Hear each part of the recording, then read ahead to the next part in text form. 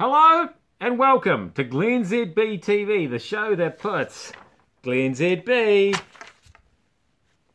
up your Periscope. I'm bringing New Zealand to the world. And the world to New Zealand. And man, these porn statistics out of Auckland Grammar School are hard to believe. Apparently, pornography has been added to the curriculum at Auckland Grammar, one of the country's leading schools, after they did some research which showed that 60% of boys access porn on a weekly basis. 60%. So, yeah, obviously I'm struggling with that statistic because I think we all know it's probably more like 99.5%, and really that 0.5% that is not accessing porn on a weekly basis is only because that guy's lost his phone or has broken it and is waiting to get a new one, and then he'll be right back into it. Got another statistic as well. 90% apparently of boys have accidentally or intentionally viewed porn. So certainly that's probably closer to the mark, the 90%. Again, I'd claim on the upper 90s, and I don't think any of them accidentally did it.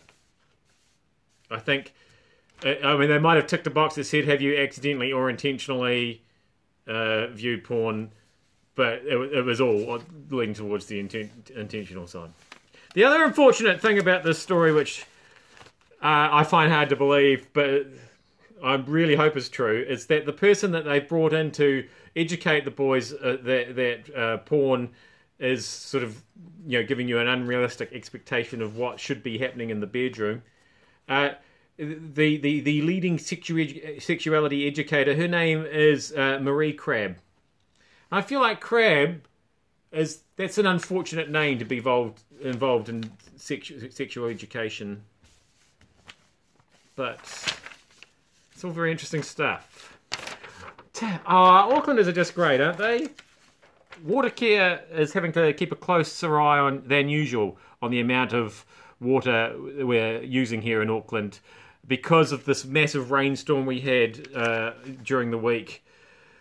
It's dropped a lot of silt into the dams and the Hanua Ranges, which means it's taking longer to treat the water than normal. So they've asked for us to just sort of release the pressure on the demand for water a little bit by reducing our use by about 2 bucket loads a day, about 20 litres a day, less. The spokesman from Watercare, Mark Bourne, is confident Aucklanders can do that for about 3 weeks. I admire your confidence, Mark. I feel like it's misplaced, but good luck with that. I'm sure Aucklanders are very community-minded and they won't use nearly as much water. Julie, there's WikiLeaks. It's a funny old thing, WikiLeaks. Mr. Assange there, everybody's favourite albino cat owner, speaking live from the Ecuadorian embassy, done a press conference today. What I didn't realise, and if this was a moving picture, I'm not quite sure how that would happen on a piece of paper, but if it was, maybe some kind of flip book, I could make that happen next time. You'd see that in the background the whole time, the WikiLeaks hourglass was sort of dribbling its way through while he was talking. And what I didn't realise is that WikiLeaks was powered by hourglasses. That's kind of an analogue sort of a technology for a sort of a cyber spying kind of a leaking website. So that was a wake-up call for me, certainly. And finally, there are calls for police to wear body cameras after the unjustified tasering of a mentally ill Auckland man. Now, I was hoping by the time I got to this story, I would have thought of something funny to say about it. Because to me, people going around electrocuting mentally ill people, I feel like there's something in that, but it still hasn't come. So that's a shame. It's a massive anticlimax, to be honest, at the end of the... It'll probably hit me as soon as I push the stop button, but there'll be nothing we can do about it then.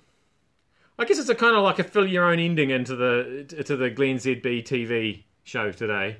Thanks for having me at your Periscope anyway. Sorry for the disappointing ending. I'll see you back here again on Monday.